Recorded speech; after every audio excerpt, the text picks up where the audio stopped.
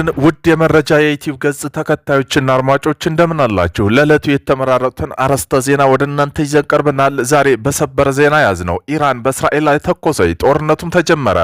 ቀጠናውም ከባድ ውጥረት ውስጥ ገባ። እስራኤል ቤሩት ላይ ዛሬ ለፈጸመችው ጥቃት አጸፋ ነው ተብሏል። ኢራን ዛሬ ወደ እስራኤል የሚሳኤል ጥቃት በመፈጸም መካከለኛው ምስራቅ የጦርነት ስጋት ነግሷል። እስራኤል ለጥቃቱ ዝግጁ መሆኗን አስታውቀዋል። በዚህም መካከል የአሜሪካው ፕሬዝዳንት ትራምፕ እስራኤል ኢራን ላይ ያጸፋ ጥቃት እንዳትፈጽም ቢሉ እስራኤል ግን አዳሯን ከፍተኛ የሆነ ጥቃት በኢራን ላይ ፈጽማለች። በዚህም ጉዳይ በዜና ጥንቅራችን በሰፊው አካተናል። ቆይታችሁ የምትሰሙት ይሆናል። የዛሬው ዘገባችን መካከለኛው ምስራቅ በተመለከተ የኢራንና እስራኤል ዳግም ጦርነት መጀመርን ይመለከታል። እስራኤል ኢራንን ለማጥቃት እየተዘጋጀች ነው። መካከለኛው ምስራቅ ጦርነት ዳግም ተጀምረዋል። እስራኤል በሊባኖስ ላይ የወሰደች ባለው ጥቃት እንዲሁም ኢራን በእስራኤል ላይ ሚሳኤል በመተኮሷ ትራምፕ ደስተኛ እንዳልሆኑ ገልጸዋል። ሁለቱም ሀገራት ኢራንና እስራኤል ጥቃት ከመፈጸማቸው በፊት ለአሜሪካ አሳውቀዋል። የኢራን ጥቃት እስራኤል በሊባኖስ እያካሄደ ላለው ጥቃት ያጸፋ መልስ ነው ተብለዋል። ትራምፕ ለእስራኤል ጠቅላይ ሚኒስትር ቤንጃሚን ኔታንያሁ ኢራንን እንዳታጠቃ ደውለው ሊነግሩ መሆኑን አክሲዮን በዘገባው አሳውቆ ነበር። በመሆኑም ትራምፕ እስራኤል ጥቃት እንዳትፈጽም ቢያስጠነቅቁም በኢራን ላይ ድብደባ ፈጽማለች። የአሜሪካው ፕሬዝዳንት ዶናልድ ትራምፕ የእስራኤሉ ጠቅላይ ሚኒስትር ቤንጃሚን ኔታንያሁ ከተጨማሪ ጥቃቶች እንዲቆጠቡ ከተናገሩ በኋላ እስራኤል ዛሬ ጠዋት ብዙ ወታደራዊ ኢላማዎች መምታቷን አሳውቃለች። ከሰዓታት በፊት ትራምፕ በእስራኤልና በኢራን የሚደረጉ አዳዲስ ጥቃቶች አስተዳደራቸው ከቴህራን ጋር የሚያደርገው የሰላም ድርድር ላይ ተጽዕኖ እንደማይኖረው በመግለጽ የእስራኤሉ ጠቅላይ ሚኒስትር ቤንጃሚን ኔታንያሁ ጥቃት እንዳይፈጽሙ ጠይቀው ነበር። የእስራኤል ጦር ከሚያዝያ ወር በኋላ ለመጀመሪያ ጊዜ በኢራን በተፈጸመባት ጥቃት ያጸፋ እንደሚመልስ በማስጠንቀቅ በምዕራብና በማዕከላዊ ኢራን የሚገኘው ወታደራዊ ኢላማ ላይ ጥቃት መፈጸሙን አስታውቋል። የአሜሪካው ፕሬዝዳንት ዶናልድ ትራምፕ ቀደም ሲል የእስራኤል አቻቸው ለኢራን ጥቃት ያጸፋ እንዳይሰጡ ማሳሰባቸው በርካታ የዜና አውታሮች ዘግበዋል። እስራኤል አየር ኃይሉ በማዕከላዊና ምዕራባዊ ኢራን ወታደራዊ ኢላማ መምታቱን ከተናገረ በኋላ ኢራን መንግስት ቲቪ በዚህ ሰዓት 3 ከተሞች ፍንዳታ እንደደረሱም መሆኑን እየዘገበ ይገኛል። የመንግስት ቲቪ በቴሌግራም ባሰራጨው ዘገባ በቴህራን ታብሪዝ እና ኢስፋሃን በርካታ ፍንዳታ ተሰምተዋል። ማዕከላዊ ካራጅም አቅራቢያ ፍንዳታዎችም ተሰምቷል ተብሏል። ኢራን አብዮታዊ ዘብ ጥበቃ ጓድ IRGC በሰሜን እስራኤል ላይ የተተኮሱ በርካታ ሚሳኤሎች ማዕበል የአንድ ሳምንት ሙሉ ተከታታይ ጥቃት መጀመሪያ ናቸው ሲሉም ገልጸውታል። እስራኤል ላይ ያነጣጠረው አብዛኛው ሚሳኤሎች የተጠለፉ መሆናቸው የተሰማ ቢሆን እስራኤላውያን አሁን መጠለያ መልቀቅ እንደሚችሉ እየተገለጸ ነው። ይሁን እንጂ እስራኤል ለጥቃቱ ዝግጁ መሆኗን አስታውቃለች። የኢራን ሚሳኤል ሰሜን እስራኤል ግዛት ላይ ኢላማ ማድረጉን የተገለጸ ቢሆን የእስራኤል አየር መከላከያ ሚሳኤሎችን ለማክሸፍ እየጣረ መሆኑ ተሰምተዋል። ኢራን ተጨማሪ ጥቃቶች እንደምትቀጥል ያስታወቀች ሲሆን እስራኤልም በበኩሏ ያጸፋ እርምጃ ለመውሰድ እየተዘጋጀች ነው። እስራኤል በኢራን ያጸፋ ጥቃት ሰነዘረች። የተኩስ አቁም ስምምነት አደጋ ላይ መውደቁ እየተነገረ ነው። የትናንት የቪዲዮና የሳተላይት መረጃ እንደሚያሳዩ ከሆነ እስራኤል በኢራን ዋና ከተማ ቴህራንና ኢስፋሃን ከተሞች ላይ መጠነ ሰፊ ሚሳኤልና የአየር ጥቃት ፈጽማለች። ይህ እርምጃ የተወሰደው ኢራን ቀደም ሲል በሰሜን እስራኤል ላይ ላደረሰችው ጥቃት ምላሽ ለመስጠት መሆኑን የዕለቱ መረጃዎች አመላክተዋል። ጥቃቱን ተከትሎ በሁለት ሀገራት መካከል ለወራት ቆይቶ የነበረው የተኩስ አቁም ስምምነት ሙሉ በሙሉ የመፍረስ አደጋ ተጋርጦበታል። የአሜሪካው ፕሬዝዳንት ትራምፕ ቀደም ሲል የእስራኤሉ ጠቅላይ ሚኒስትር ቤንጃሚን ኔታንያሁ አጸፋ ጥቃት እንዳይሰነዝሩ አሳስቦ የነበረ ቢሆንም ጥቃት መፈጸሙን በቀጠና ያለ የጦርነት ስጋት ይብለጥ አጋግሎታል። ፕሬዝዳንት ዶናልድ ትራምፕ ከኢራን ጋር የሚደረጉትን ማንኛውም ስምምነት ኔታንያሁ ከመቀበል ውጭ አማራጭ የላቸውም ሲል ለፋይናንሻል ታይምስ ተናግረዋል። ትራምፕ ፋይናንሻል ታይምስ አማራጭ የለውም ሲሉ በስልክ ባደረጉ ቃለ መጠይቅ ወቅት ተናግረዋል። እኔ ነኝ ውሳኔ የምሰጠው፣ እኔ ነኝ ሁሉንም ውሳኔ የምሰጠው፣ እርሱ ኔታንያሁ አይደለም ውሳኔ ሰጪው ብለዋል። ትራምፕ ከአክሲዮን ጋር በነበራቸው ቃለ ምልልሶ ኔታንያሁ የሰላም ስምምነቱ እንዳይከሽፍ ለማድረግ ለኢራን ጥቃት ያጸፋ ምላሽ እንዳይሰጡ እንደሚነግሯቸው ገልጸው ነበር። ትራምፕ ከፋይናንሻል ታይምስ ጋር በነበራቸው ቃለ መጠይቅ ላይ ደግሞ የተፈጸመው ጥቃት በስምምነቱ ላይ ምንም ተጽዕኖ አይኖረውም ብለዋል።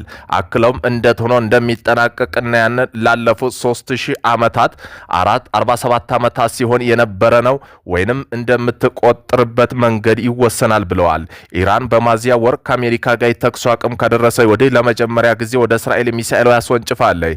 እስራኤል ጦር የቴህራን ጥቃት ተከትሎ ምዕራብና ማዕከላዊ ኢራን የሚገኘው ወታደራዊ ወታደራዊ ኢላማዎች ላይ ጥቃት መፈጸሟን አስታውቀዋል። የኢራን አብዮታዊ ዘብ ሚሳኤሎች ለሳምንት የሚቀጥሉ ጥቃቶች የመጀመሪያ ነው ስትል አስታውቃለች። የእስራኤል ጦር በቴሌግራም ገጹ ላይ ከጥቂት ደቂቃ በፊት እስራኤል አየር ኃይል የኢራን አሸባሪ አገዛዝ ንብረት የሆነውን የምዕራብና የማዕከላዊ ኢራን የሚገኘው ወታደራዊ ኢላማ ደብድቧል ሲል ጽፏል። እስራኤል በበኩሏ በሰሜን እስራኤል ሚሳኤሎች ማክሸፏን የገለጸ ሲሆን የደረሰ ጉዳት ስለመኖሩ ግን ያለችው ነገር የለም። እሁድ ዕለት እስራኤል በደቡብ ቤሩት የሂዝቦላ ኢላማ ላይ ድብደባ መፈጸሟን አስታውቃለች። የጦር ቃል አቀባይ ኢራን ትልቅ ስህተት ሰርታለች ሲሉ ተናግረዋል። ፎክስ ኒውስ በበኩሏ ትራምፕ ኢራን ይበቃል ወይም ድርድር ጠረጴዛ ተመላሽ ሲሉ መግለጻቸውም ተዘግቧል። የአሜሪካው ፕሬዝዳንት ዶናልድ ትራምፕ ለአክሲዮን የእስራኤሉ ጠቅላይ ሚኒስተር ለኢራን ሚሳኤሉ ያጸፋ ምላሽ እንዳይሰጡ እንደሚነግሯቸው ገልጸው ለእስራኤሉ ፕሬዝዳንት ደውልለታለሁ ያጸፋ ምላሽ እንዳይሰጥ ነግረዋለሁ ብለዋል። ሁለቱም የራሳቸውን ደስታ አግኝተዋል። እስራኤል አጥቅታለች እናም ኢራን አጥቅታለች፣ ተጨማሪ አንፈልግም አሉ። ከኢራን ጋር ወደ መጨረሻው ስምምነት ተቃርበናል። ጥሩ ስምምነት ነው የሚሆነው። አሁን እየሆነ ባለው የተነሳ ግን ይህም ማጣት አልፈልግም ማለታቸው አክሲዮን ዘግቧል። ትራምፕ አክለውም እስራኤል ዳግም ጥቃት ከፈጸመች ግጭቱ 47 ዓመት ወይም እንደ 3000 ዓመት ይቀጥላል ብለዋል። አክሲዮኑ ትራምፕ ለኔታንያሁ መደወላቸውን ጨምሮ ዘግቧል። የእስራኤል ጦር በበኩሉ በቴሌግራም ገጹ ላይ ሌተናል ጄኔራል አያል ዛሚር በመጥቀስ ጠላት በቁርጠኝነት ትዕዛዝ እንደተሰጠን መደብደብ እንጀምራለን ሲሉም ገልጸውታል። የእስራኤል አጸፋ ምላሽም ሰጥታለች። በትናንትናው ዕለት ምሽት ኢራን ወደ እስራኤል ሚሳኤል መተኮሷን ተከትሎ በቀጠና የሚገኙ የአሜሪካ ጦር ቤዞችና እስራኤል በጋራ በመሆን በኢራን 15 ቦታዎች እንዲመቱ ፔንታጎን ይፋ አድርጓል። የቴህራን አየር ማረፊያ፣ ናፋጃን ድሮን መሰብሰቢያ ቦታ፣ በመሪዎች ላይ ግድያ ሙከራ፣ አይአርጂሲ ግቢና የብሪታዝ ባላስቲክ ሚሳኤል ጣቢያ እንዲመቱ ፔንታጎን አሳውቋል። እስራኤል በቴህራን የተለያዩ ቦታ ድብደባ ፈጽማለች። ኢራን አዲስ ሻህድ ዳና የተሰኘ አጥቂ ድሮን ይፋ ማድረጓን ገለጸች። የአሜሪካው የጦር መርከብ ቀጠናውን ለቆ እንደወጣ ማድረጓን ተናግራለች። ኢራን ሻሂድ ዳና የተሰኘው አዲሱ አጥቂ ሰው አልባ አውሮፕላን ድሮን በይፋ ወደ ስራ ማስገባቷን አስታውቃለች። ሀገሪቱ አዲሱ ድሮን ቃድር ከተሰኙ የክሩዝ ሚሳኤል ጋር በመቀናጀት በኦማር ባህር ሰላጤ ውስጥ ይንቀሳቀስ የነበረ ሁለት የዩናይትድ ስቴትስ አጥፍቶ ጠፊ የጦር መርከብ በሰነዘረችው ጥቃት ጥቅም ላይ መዋሏን በይፋ ገልጻለች። እንደ ኢራን ወታደራዊ ባለስልጣን መግለጫ ከሆነ ዘመቻ የተከናወነው ትናንት ሰኔ 5 ቀን ነው። ጥቃቱ የተሰነዘረው ዩኤስ ጆርጅ ኤች.ደብሊው ቡሽ አውሮፕላን ተሸካሚ መርከብ ግብረ ኃይል ጋር አብረው ይንቀሳቀሱ የነበሩ ዩኤስ ባህር ኃይል ንብረት ላይ መሆኑ የተገለጸ ሲሆን የተወሰደው እርምጃ ዩኤስ የጦር መርከቦች ኦማር ባህር ሰላጤው ለቀው ወደ ህንድ ውቅያኖስ እንዲያቀኑ አስገድዷቸዋል ስትል ቴህራን ተናግራለች። የኢራን ወታደራዊ ምንጮች የሻህድ ዳና ድሮን ቴክኒክ ዝርዝር ይፋ ያደረጉ ሲሆን ድሮኑ በትንሽ ተርቤጆች ሞተር የሚሰራና ከፍተኛ ፍጥነት ያለው መሆኑን ጠቁመዋል። በተጨማሪም ድሮኑ እስከ 300 ኪሎ ሜትር የመምታት አቅም እንዳለው፣ በፍጥነትም በሰዓታት 400 ኪሎ ሜትር በላይ እንደሚበልጥ፣ እንዲሁም የሳተላይት መመሪያና ኤሌክትሮኒክ ኦፕቲክ ኢላማ መቆጣጠሪያ ቴክኖሎጂ እንደሚጠቀም ተገልጿል። ቴህራን አማክላ እንደገለጸችው ይህ ወታደራዊ እርምጃ የተወሰደው በሆርሙዝ ባህር ሰላጤ አቅራቢያ በንግድ መርከቦችና በነዳጅ ጫኝም ታንከሮች እንቅስቃሴ ዩናይትድ ስቴትስ የምታደርገውን ጣልቃ ገብነት ለመመከት ታስቦ ነው።